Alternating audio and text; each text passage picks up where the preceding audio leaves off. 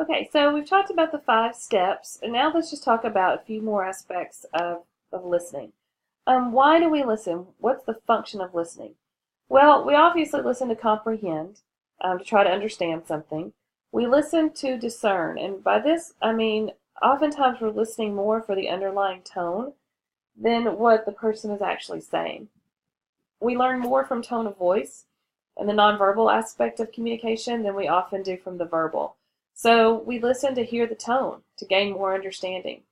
We also listen to analyze, and sometimes I think this is where we can get in trouble, is if we're not listening in the right way. Sometimes people need us to listen just to appreciate what we're telling them, to just be that sounding board, and no advice needs to be given. Sometimes we need to listen to analyze, to figure it out so that we can give advice. And sometimes we just need to listen to offer support, to say that I've been there, I understand how you're feeling, just to offer that support and let that person know that whatever it is they're talking about, they're not going through alone.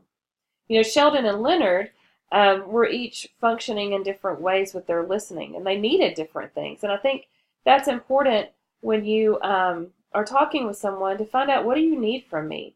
How can I listen to you so that I give you what you need? Because when we don't, that's when we often have the breakdown. Leonard, I think, really wanted some advice from Sheldon. Now, I don't know why he went to Sheldon, because if you watch the show, Sheldon kind of doesn't, his filter's a little different in how he handles emotions and relationships. But I think he really wanted someone to listen and kind of give some advice. Sheldon didn't really want that. He just wanted to be heard. He wanted Leonard to listen to him just to appreciate what he was saying. And I don't really think he wanted the advice that Leonard was trying to give. So again, we have to be ready to listen and make sure that our listening is functioning in the way that's necessary.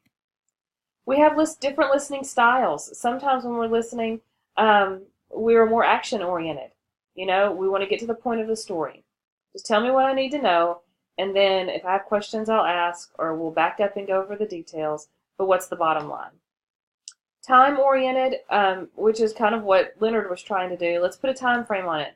We're going to talk about this for 5 minutes, 10 minutes, whatever, and then we're done, or we'll move on, or we'll have an opportunity to share in that time, but it's very time restricted.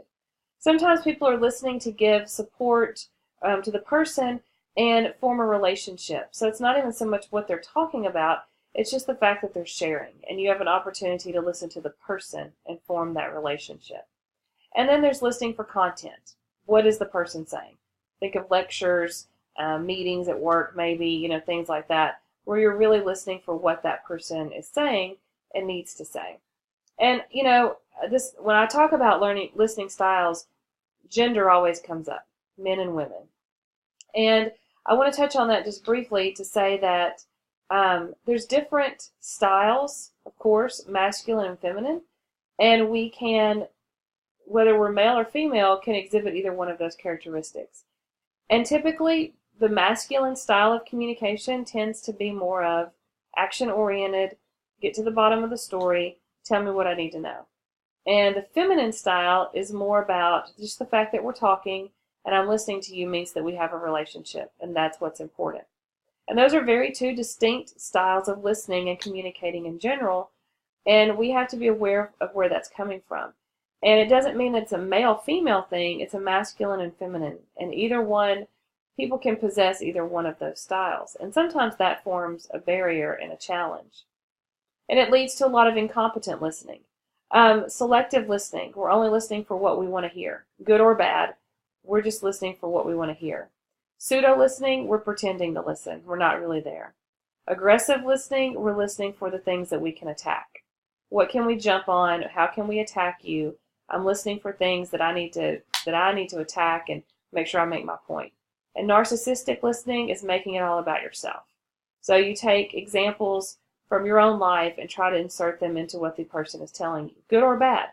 Times if you have someone telling you about a wonderful experience that they've had, and you say, well, yeah, let me tell you about when I had the same experience, and it's a constant over and over and over again, it can become narcissistic listening.